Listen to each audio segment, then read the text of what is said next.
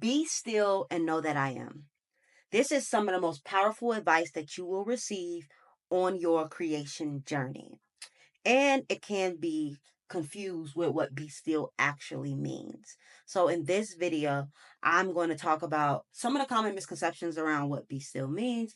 And then we're going to talk about how to actually do that. And then we're going to talk about how that impacts not only your creation, but your awakening journey, because I know that you are someone who is deeply curious about the nature of reality. You've been like that since you were a kid. Maybe you've had an experience that you couldn't explain and nobody around you could understand because it was just so mystical. It was so, beyond their grasp of like logic that they're like, absolutely not. And they just wrote it off. But it planted a seed in you to become a truth seeker. Maybe it was something that you heard in your adolescent years, your teenage years, or even something recently that you heard that brought you to this path where you're like, what is actually happening here? Or something that you've read. Whatever it is that's led you here, you are interested and you have been very curious about the nature of reality, about the nature of who you truly are. Because above all, you know that you are meant to experience peace, love, happiness, and bliss.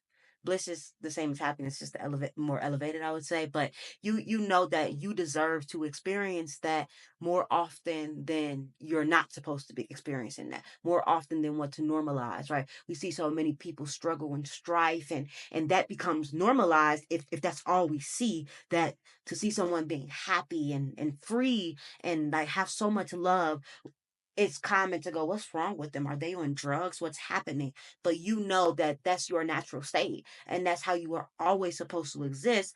However, maybe there's still some blockages, there's still some things that are coming up, or maybe you just don't feel safe to feel that around the people that you are commonly around. So being still and knowing that I am is what's really going to give you the permission slip that you need to consistently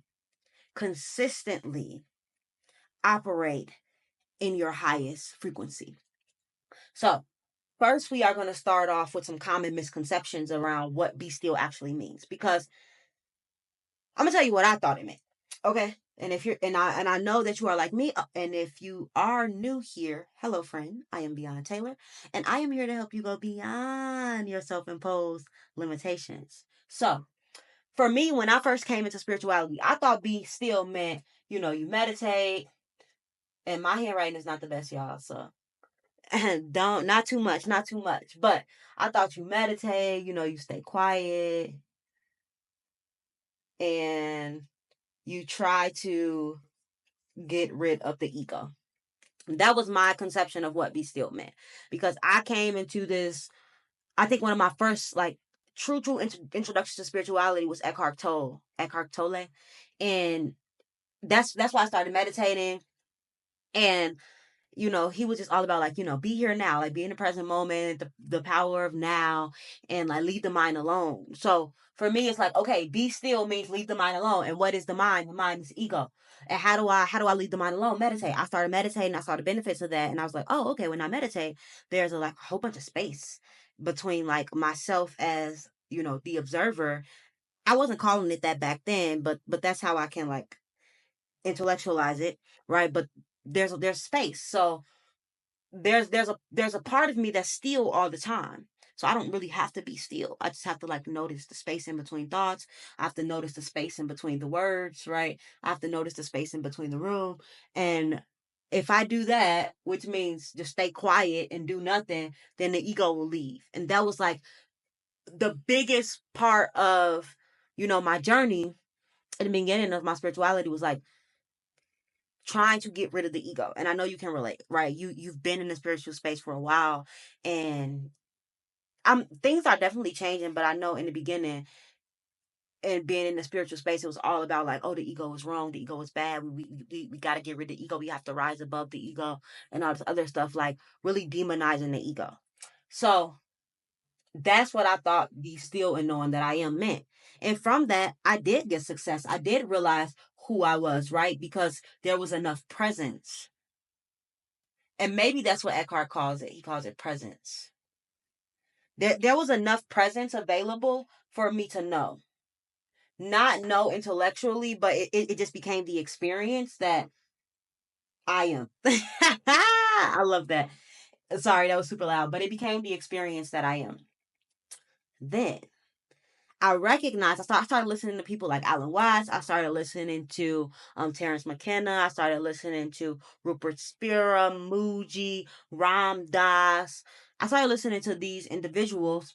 And while I was loving the teachings, I was noticing that desires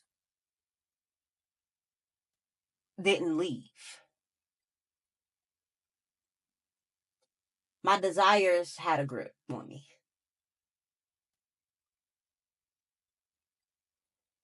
So even while I was having experiences with like Kensho, what Kensho is where you experience so this is what I was noticing, right? Being still and knowing that I am, noticing that I was noticing the presence that made me realize, okay, I am the I am. But there was still the awareness, the ego had went nowhere. And that was still like, okay, I'm noticing this, I'm having these experiences which are like Kensho. I'm having these experiences, but the ego's still here, bruh. Hold on. Because I want to look up the actual definition of what Kensho is for you guys. Okay, so I just looked up what Kensho is because I wanted to give you guys like a full definition, but pretty much what it is like seeing one's true nature. It signifies an initial insight or awakening experience where one perceives their inherent Buddha nature. While profound, Kensho is considered a preliminary step on the path to full enlightenment, Satori, which requires continued practice to deepen the realization. So that's what I was having like with meditating consistently. I started having like these glimpses of like my true nature, and I'll break that down what that actually looks like. So I gotta hold this because it's a little unstable, y'all. I love unstable. Okay. Sorry for the cuts. I know in editing, once I edit, I'm gonna be cutting because I just had to make sure the camera was still recording, and I had to look something up. But anyways, after this, no more cuts, or I'm gonna try my best, not no more cuts. But what Kensho is imagine this is like we did in the last video that you guys really enjoyed the example that this is like I am. This is awareness right here, presence, consciousness, however you choose to label it. This is this God. Imagine there's no borders because there's no limits. Like there's no limits on the space in your room. Like where does the space in your room begin and end? Like look around your room right now. You don't know. It's just space. The space is just there. We see where objects begin and end within space, but like, and even we might, oh, the space ends where my door ends, but it's like no, because if you open a door, there's still like space. The door is creating the seeming restriction between the space, but the space is infinite and it's ever like not even ever. I mean, sure, ever expanding, but ever expanding. Something ever expands in space. Space is just infinite on its own. It goes beyond the mind. Like the mind can't conceptualize infinity, but that's space. And that's also what we're gonna imagine this board to be. So there's no borders, it's just infinite space. And let's say this is I'm gonna say like I'm gonna give you an experience of like you having the experience of like initial awakening or the breakdown between like the self and the no self, just like that collapse. So oh, wrong marker. This marker do not work. Out my face. Okay. So this is you. Oh, look at you. You so cute. You so cute. Look at you. You smiling. You so cute. Okay, we gonna be some here too. Okay. So this is you. And when you start to consistently meditate, what you notice is, let's say you are so used to just thinking all day long, like, bird,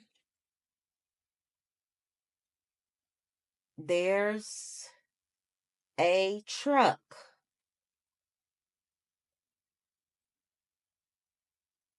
What's for dinner?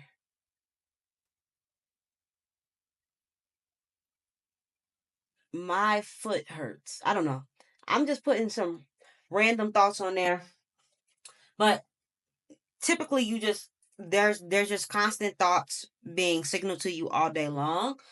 What happens is when you start meditating is you become very aware of the space in between thoughts as far as like the form of thoughts. So typically people are just thinking all day long. They don't notice the space. Like the thoughts just seem to be coming one after the other, one after the other. But when you start to meditate, you notice that like bird, and then you notice the space. My foot hurts, you notice the space. There's a truck, you notice the space. What's for dinner, you notice the space. Then it gets even more space because then you start noticing the space in between the words. Actually, I don't want to make another thought bubble, but you start noticing the space in between the words. So my foot hurts drags out. It's like my, actually, let me write that this way. But it's like, can you see? Can you see? Okay, let me make sure you guys can see. My space foot space hurts. Like you just start, when you meditate, you start training yourself to become, to take your attention more to like silence and less to what's happening in um the silence. So the even the space in between the words of your thoughts, it starts to expand. And even deeper than that, the space becomes so much more evident that you notice that the thoughts are coming and going in you, and like this is always present, right? The space of awareness, who you truly are, like it's coming and going in this field of you. That gets really really evident from a consistent meditation practice. So even deeper than that, there's like this breakdown, or there's this like collapse. What happens is you notice that everything you could think of is simply a thought. Let me make this make as much sense as possible. So remember, this is the space of awareness. There is no borders, there are no limits. Everything that you could think of is a thought. So your name, your age, your occupation, your nationality, everything is simply a thought. When you start to notice the space in between thoughts, when you start to notice the space in between words, everything that's starting to come up in the field of your awareness is seen as simply a bubble on the coming, arising out of what you actually are. So now you don't only see the space in between your thoughts, you just start to see space everywhere. Like you really start to notice the space. And then you start seeing that all of these are coming and going. Who are you? My name, no, because that comes and goes. Who am I? My age, no, that comes and goes. Am I my occupation? No, because that comes and goes. That changes. Am I my nationality? No, because that comes and goes. It's simply a thought. You start to really notice that they're all thoughts. They're all thoughts are coming and going. The experience, like I said, you start noticing the space in the reality too. So now even like when you see houses, when you see other people, when you see cars, this is a car, y'all. When you start to see all of these things, you're not your attention is no longer just on the objects themselves. It starts to become on the space. So then you start to see that even these things are not what's actually happening and not what you actually are. So then it goes to the body, because now you like, and it's easy to see that too with the world. It's like, oh, I'm not the refrigerator. Of course I'm not the refrigerator. Oh, I'm not the TV. I'm not this marker. I'm not this board. Oh yeah, of course I'm not these things, right? That's really easy to see. But when you start to see through the thoughts, and you see that it's just simply thoughts that's labeling that, right? Because from the perspective of the space has no way of knowing that it's not any of these things. The only way the space would know that it's not any of these things is if it localizes itself into one point, into a frame inside of the space, and then it starts to think that I am this, that is over there. Because it doesn't notice the space. It doesn't see the interconnectedness, because it's thinking that the object is separate from the space. What Kensho is going to do for you is show you that the space is also simply a thought. Like, because you are not even, like, if you are not any thoughts and you don't have any thoughts that say, like, I am here and that's over there. Actually, let's do this as an experiment. Look at an object in your room right now. Notice that, and not even if you're thinking it like outright, but the mind is like conceptualizing it, that the object is a distance away from you. Just look at it. What is this object arising in? It's arising in your awareness, right? If you weren't aware of it, you wouldn't be able to see it. So it's obviously arising in your awareness. What else is arising in your awareness? The idea that that is over there. So everything is arising in awareness. And also, if it's arising in awareness, that must mean that it's made out of awareness, right? Because if this is the whole whiteboard is God, if this whole whiteboard is you, everything that's coming out of it, it's made from it. So all these letters are made from the whiteboard. Even though I'm using a different substance and it's a different color, it's still coming from the whiteboard. Without the background of awareness first being there, none of this would exist. So it's all made out of the same substance. So when you're looking at the object in your room, notice that any thoughts that's arising about it being separate, it's just simply arising in awareness. It's not the experience. When you can start to see the space in between the thoughts and saying, oh, this is that, this is that, this is that, because you're being still, what you see is that there really is no distance between you and that object. Like another good example is like how, like, what's the distance between, actually let's go there. What's the distance between this space and like the space that's aware of the body and the space that's aware of the house? What's the distance? There is no distance from the perspective of I am. It's all intimately close, even with your awareness. Like, what's the distance between, or like how intimate, like let's not go distance, because distance, the mind is always going to interpret distance as like something either being close or far. But like from the perspective of awareness, like, is what you, when you're aware of your, well, like one object in your room, like let's look at an object in your room at the left hand. How intimate is that object with your awareness?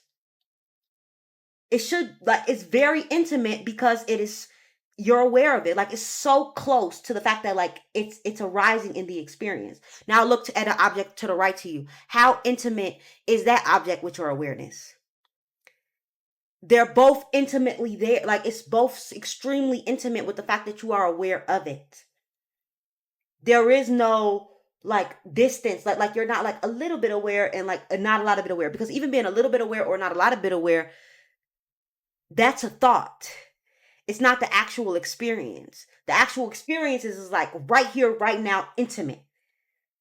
It's all so intimate. So, what happens with Kensho? Oh my God. Okay, this is me trying to explain Kensho. It's kind of dragging. Let me wrap it up. What happens with Kensho is that all of that becomes very obvious, and then you recognize that your thoughts are simply arising in awareness, and so is the body. So where does that leave you? It just leaves you with being the background of experience. And then you stand there, lighten up the whole world, knowing that it only exists because you as awareness are there to witness it.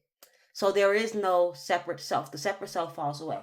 However, it doesn't last long. Why? Because there is a habitual, you have habitual a habitual habit of thinking thoughts and identifying with thoughts, feeling your feelings and identifying as like, these are my feelings, right? It's just a habitual thought because you've been taught that when you were a kid, that is your body, that those are your feelings, like that is your name, this is you are a person. So to go from that to 20, 30, 40, 50, the longer, the more strong, the more rooted that belief is, that you are the body and the mind, is. So just to have a simple kensho is not enough to stay with the realization that you are everything. And that's also why when people do psychedelics, they have these big experiences and they can talk about it and they say, oh, whatever, whatever, but they can't hold it with them, because what happens is that the conditioned mind comes right back up, and then there's such an attachment, and again, it's just very habitual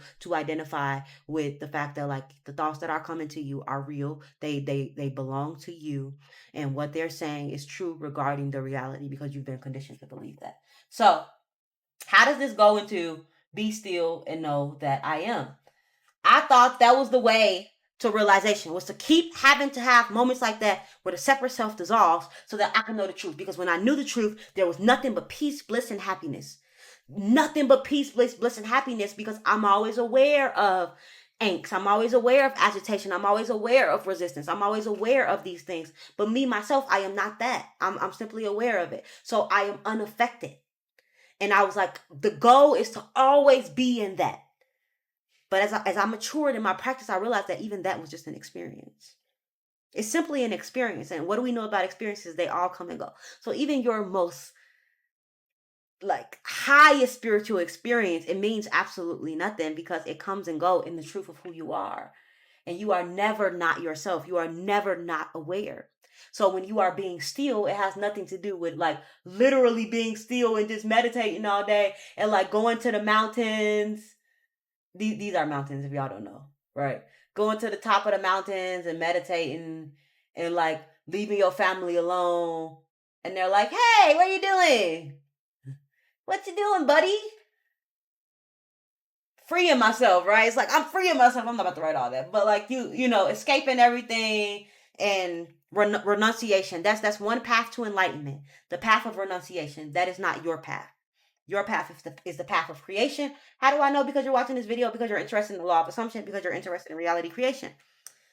That is the way that you are going to know yourself. Not through all of this. Do these tools help to meditate and to have these moments of realization where you understand that, like, it's all you? Because yes, all reality creation teachings are pointing to that's why this works. Like, when it comes to my client Olivia, shout out to Olivia, she was saying, I always, like, I get what you're saying. She's like, but sometimes for me, I need to know why it works in order for me to, like, for me to really get it. These teachers are going to explain why this stuff works, like, even deeper, like, to the deepest level, to where you then have a true experience of, like, dissolving the self and seeing that it is in fact all you. But it's not how you are going to stay enlightened. The way to stay enlightened is to be still and know that I am. And the way, and so that's a common misconception. The way to, like, really be still and know that I am is through creation. Because in the beginning, God said, what? Let there be light. And what was there? There was light.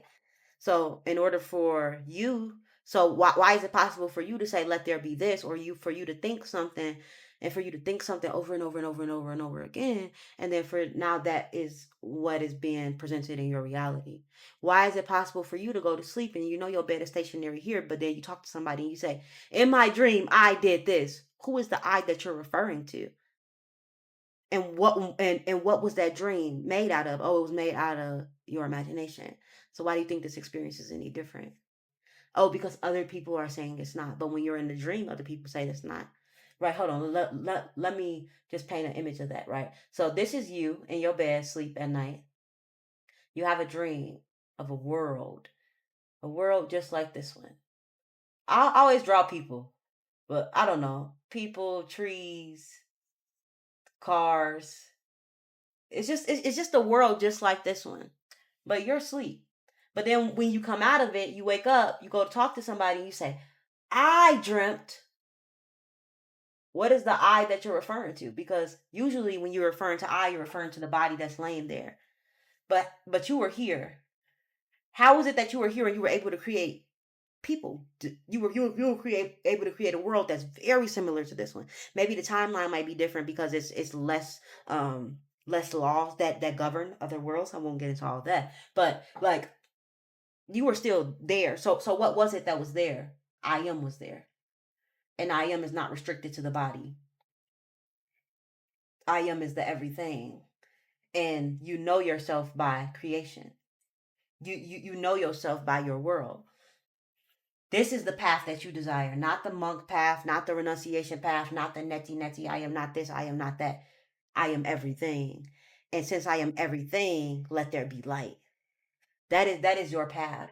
So that is how you are going to have a spiritual awakening. And it's interesting because in a lot of, non-dual backgrounds or Buddhist teachings, Advaita Vedanta teachings, they will say that desire is the cause of suffering. Oh yeah, I was talking about that. I was saying that I couldn't stop desiring. And I thought it was bad because in these teachings, it says desiring equals suffering. Suffering. And let me tell you something, that's not true. Desiring does not equal suffering. Attachment Attachment to desires equals suffering. And the reason why people are attached to desires is because they don't know who they truly are. They don't understand that desire is simply creation. Everything that you see came from a desire. There's nothing suffering about it. The reason people suffer is because they desire the experience to be other than what it is, and then they give their power away because they don't realize that in order for it to be other than what it is, you have to be other than what you are, because reality is simply a mirror. So desire is not suffering, and I was in those circles for years, and I thought that, and I used to like try to stuff my desires down, get rid of them, try to get rid of my ego. I thought it was so wrong.